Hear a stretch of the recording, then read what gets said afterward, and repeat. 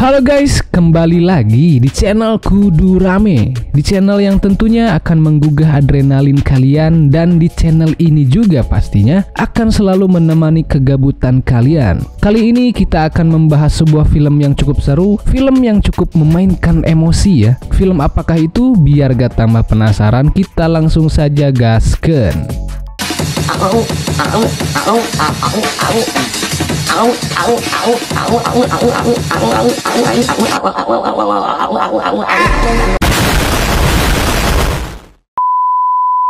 Tinggalnya kalau bukan di channel Kudu Rame. Diawali dengan sebuah penemuan benda pasca Perang Dunia. Dua orang dari tim penjinak bom terlihat sedang mengecek benda tersebut. Namun kapten bernama Jo In Chang terlihat gelisah karena di sisi lain terlihat istri Kapten Jo itu bernama Choi Ji-yong sedang memeriksa kehamilannya. Setelah selesai, Ji-yong langsung menghubungi suaminya itu sambil bercanda di kemacetan kota. Dan kemudian terdengar sebuah berita bahwa kapal militer Amerika memasuki Korea secara tiba-tiba.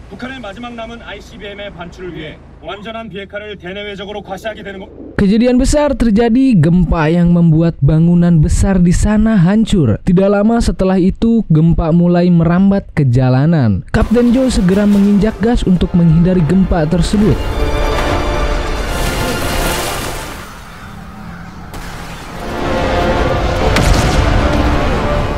Dan berita langsung menyiarkan jika ternyata gempa itu berasal dari letusan gunung api besar di Korea yang bernama Gunung Baekdu.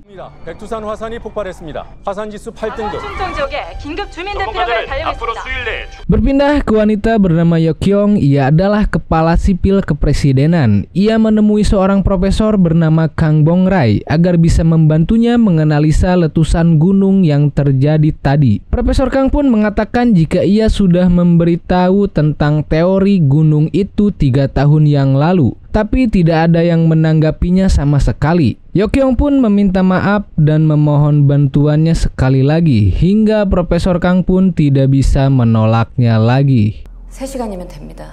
도와주십시오.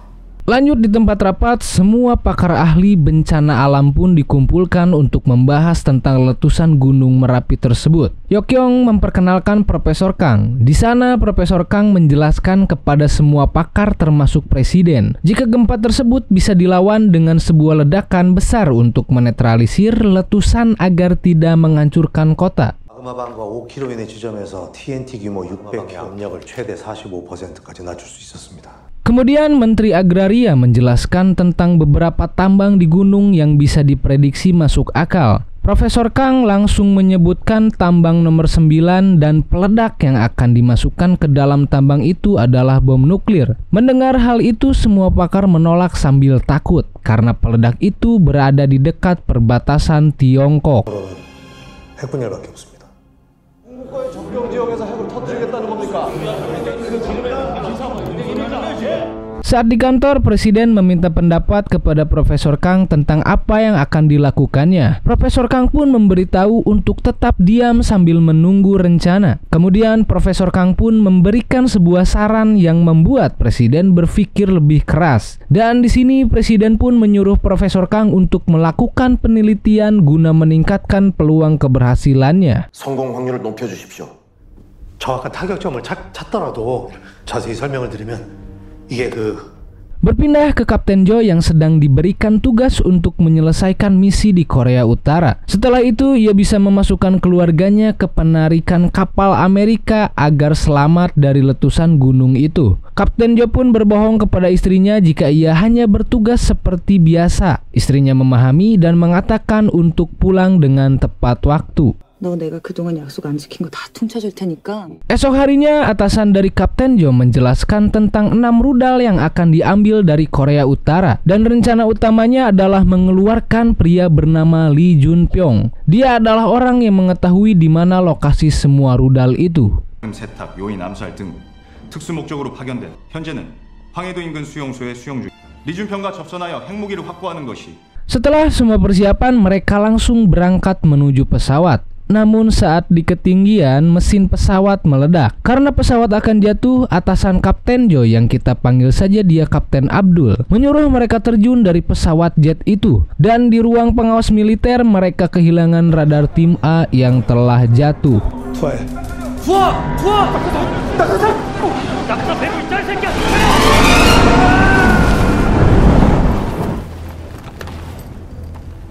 Kapten Abdul menyuruh Kapten Jo mengambil detonator yang disimpan di tim Alpha. Setelah menerima perintah, ia segera mengajak satu rekannya memasuki pesawat. Untungnya detonator itu berhasil didapat sebelum pesawatnya meledak. Setelah itu Kapten Abdul menyuruh Kapten Jo menemukan Lee Jong Pyong lebih dulu. Namun Kapten Jo ingin menunggu bala bantuan datang. Tapi Kapten Abdul mengatakan tidak ada bala bantuan yang akan datang.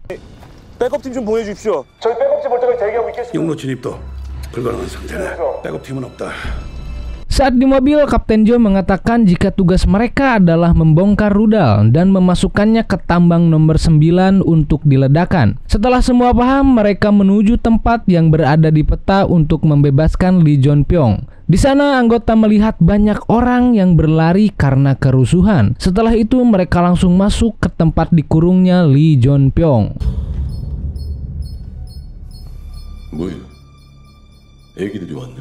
Setelah pintu sudah diledakkan, Kapten Jo segera memberitahu misi mereka untuk meledakkan sebuah nuklir di tambang Yisu. Lee Jong Pyong malah mengejek anggota tim di sana. Kemudian ia mendekati Kapten Jo yang membuat semua anggota bersiap dengan senjatanya. Ternyata Jong Pyong hanya memberitahu jika ia ingin mandi di kamar mandi. Jong Pyong yang memotong rambutnya sendiri dan mengeluarkan pelacak yang berada di kepalanya ternyata mengambil dompet Kapten Jo dan memakan peta tersebut.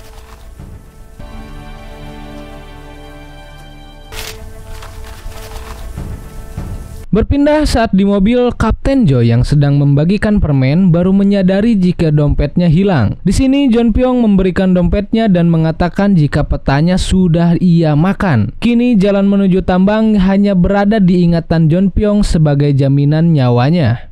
걱정 마라. 여다 저장했으니.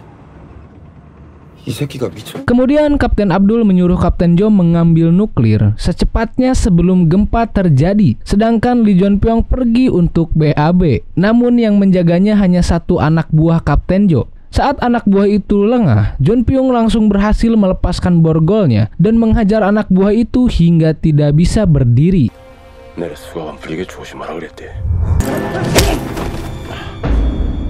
Setelah menunggu beberapa lama, Kapten Jo curiga karena Jong Pyong tidak kunjung kembali. Dia pun segera membawa tim memasuki hutan dan mereka terkejut ketika melihat anak buah yang tadi yang bernama Tae-sik luka di wajah sambil memperlihatkan pelacak. Kapten Jo bersama timnya pun langsung bergegas mencari Lee Jong Pyong. Sedangkan Jong Pyong berada di tempat istrinya. Ia menghubungi seseorang dan mengatakan sebuah benda yang membuat orang itu tertarik.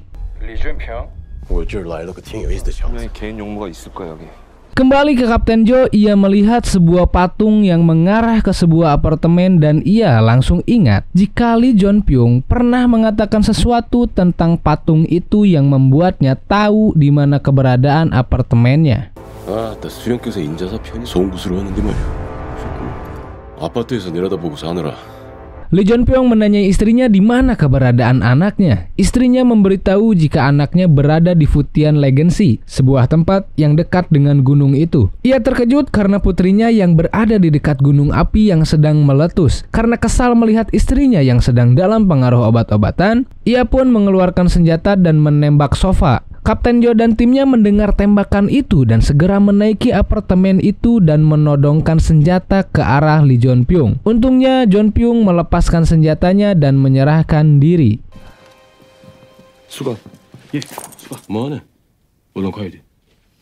Berpindah ke Kapten Jo dengan arahan dari Lee Jong Pyong, mereka memasuki menara listrik untuk mengambil uranium nuklir. Di sini Jo akan bertugas mengalihkan musuh, sedangkan Tae-sik meledakkan pembangkit listrik untuk mematikannya. Dan saat listrik padam, anggota tim pun segera bergerak untuk membunuh semua musuh. Sedangkan Jong Pyong dan Kapten Jo mereka melakukan kerjasama dadakan untuk melumpuhkan musuh karena terpojok. 내래 인민무력 부소장 리 준 평이요.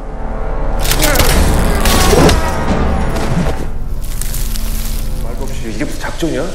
의외로 합이 많은 구멍이야.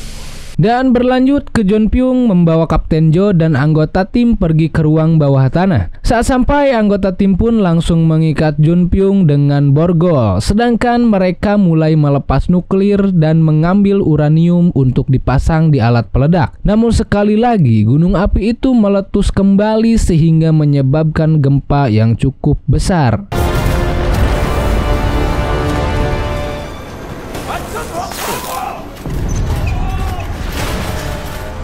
Berpindah ke Jiong yang akan menuju ke pelabuhan. Ia berada di dalam mobil dan tidak bisa keluar dari mobil. Akhirnya ia terseret besarnya gelombang air, sedangkan John Pyung berhasil kabur dari sana. Namun ada yang menghubunginya, orang itu mengatakan jika detonator itu harus dibawa bersama Kapten Jo. Sedangkan Kapten Jo masih berusaha membuka nuklir terakhir. Setelah itu Kapten Jo dan yang lainnya bergegas pergi karena sudah mendapatkan nuklir itu.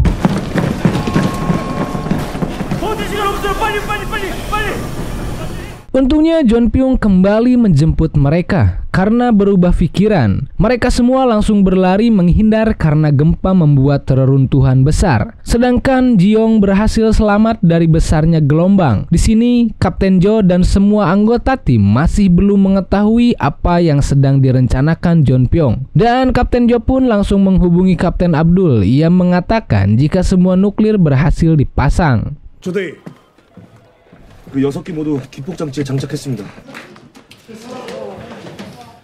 Berpindah ke Yokyung, ia menemukan Profesor Kang berada di bawah meja. Profesor Kang memberitahu jika peledak harus diubah ke tambang nomor 7. Karena di sana lebih banyak besi kuat yang bisa menahan ledakan nuklir. Di sisi lain, Kapten Jo memberikan kunci borgol karena misi menemukan nuklir yang sudah selesai. Namun John Pyung masih berpura-pura jika perjalanannya belum selesai. Kapten Jo pun mengeluarkan senjata dan memberinya peringatan untuk tidak macam-macam lagi dengan mereka. Tapi tiba-tiba mereka diserang oleh beberapa tembakan yang ternyata itu adalah tentara Amerika yang ingin mengambil alih nuklir tersebut dan berniat menyuruh mundur Kapten Jo dan kawan-kawan. 타격이 정확해. 어떤 놈들이가 뭘 했어? Kapten Jo pergi ke sebuah truk dan melobangi tangki minyaknya dan menjalankan truk tersebut. Setelah Kapten Jo melompat, Sersan Min langsung menembak truk itu hingga meledak. Setelahnya, Lee John Pyung langsung menjemput Kapten Jo. Saat itu juga, ia langsung menembakkan penyetrum listrik hingga membuat Kapten Jo pingsan.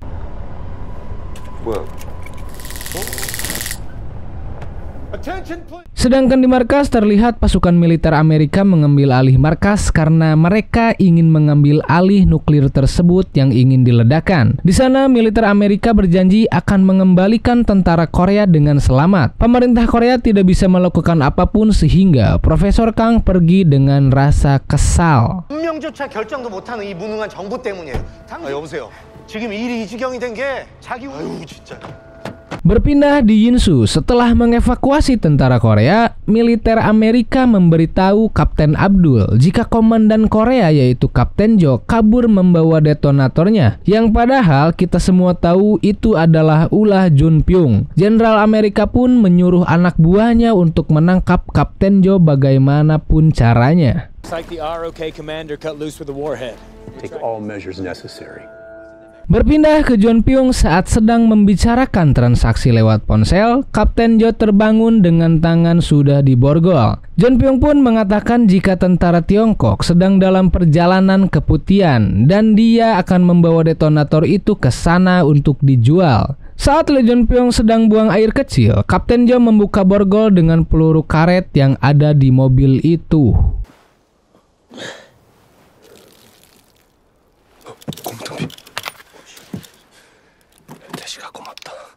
Singkatnya, Kapten Jo terus mengoceh hingga akhirnya Lee John Pyung curiga dan membuka pintu belakang. Kapten Jo segera memperlihatkan pelacak itu dan menelannya. Kapten Jo pergi ke depan dan menginjak gas dan membuat Lee John Pyung terpental. Dan mereka pun terus bertarung di dalam mobil itu hingga akhirnya mobil itu pun menabrak sebuah pohon.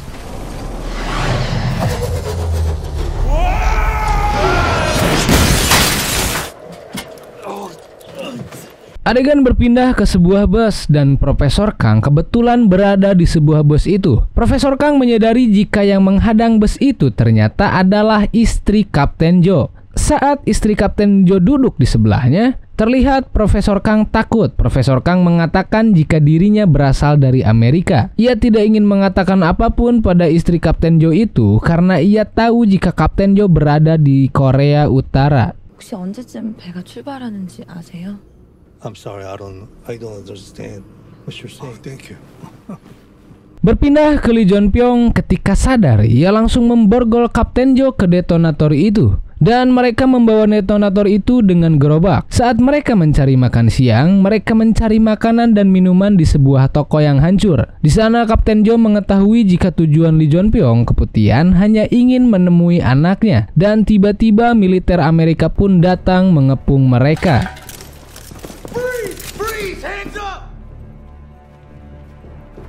Untungnya dua tim Kapten Joe muncul dengan bus. Mereka langsung pergi dari sana dengan kemarahan militer Amerika yang terus mengejarnya. Namun gunung api kembali meletus dan akibatnya jembatan yang mereka lalui runtuh secara berkala.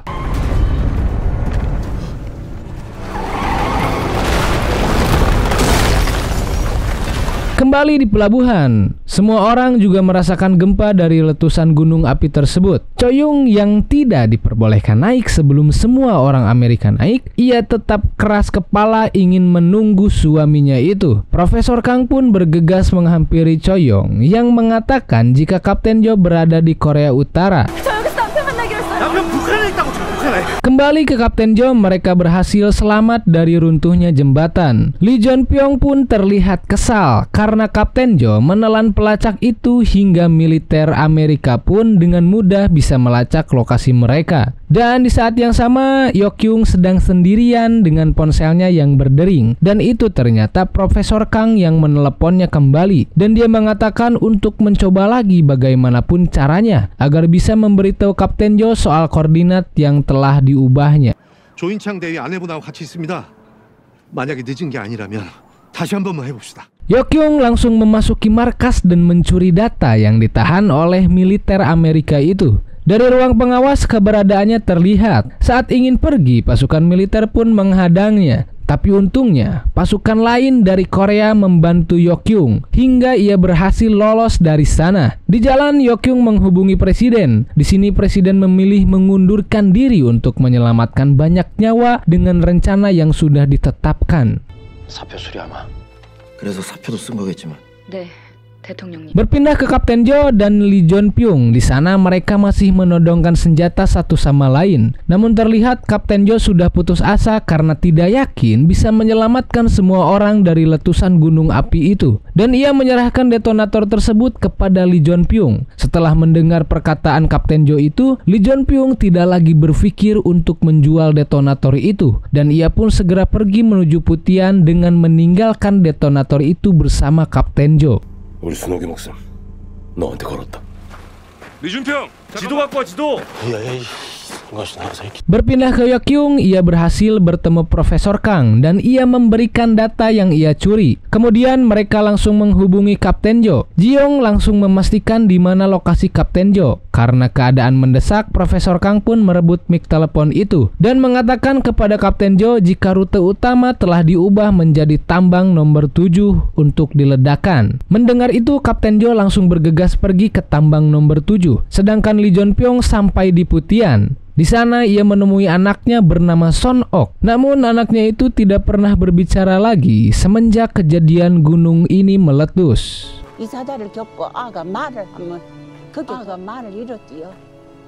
Tiba-tiba orang-orang Tiongkok itu datang dan ingin mengambil detonatornya. Saat Lee Jong Pyong mengatakan tidak memilikinya, pemimpin orang Tiongkok itu pun langsung menembaknya. Untungnya militer Amerika berdatangan dengan menembaki mereka lebih dulu.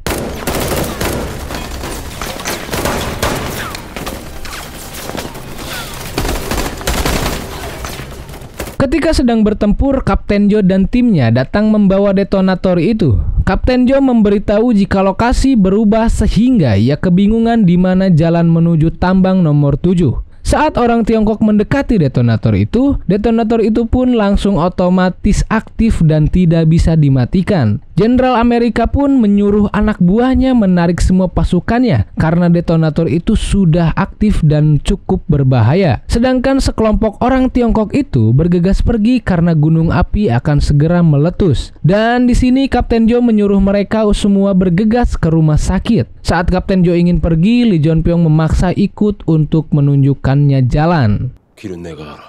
너 혼자서 가려기래. 무슨 말인지 알지? 알지 그럼. 순영이 네 얼굴 봤으니까 기걸로 됐어.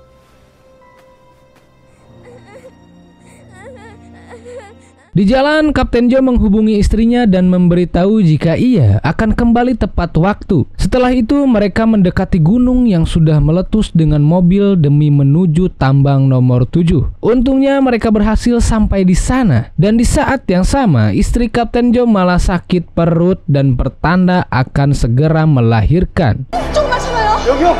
여기 환자 있어요, 환자. 자, 조심해. Kembali ke Kapten Jo dan Lee Jong Pyong yang masih berjuang membawa detonator masuk lebih dalam. Namun lift untuk turun ke bawah tanah itu macet. Jika budaknya macet anjing. Namun lift untuk turun ke bawah tanah itu macet. Di sini terjadi adegan mengharukan. Lee Jong Pyong malah mengunci dirinya sendiri agar bisa berkorban demi negaranya. 밧줄 하나 더 해야 돼. 지금 뭐 하는 거야? 약속 지켜야 돼. 나랑도 약속 하나만 하자. 우리 고객은 혼자지 않네.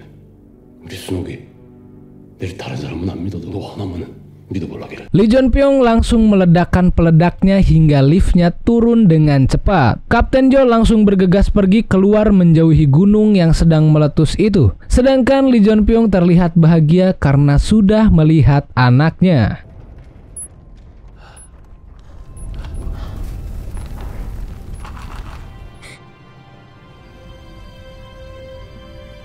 Tidak lama setelah itu, bom nuklirnya meledak hingga Gunung Baekdu pun kembali tenang. Dan terlihat istri Kapten Jo sudah melahirkan dengan selamat.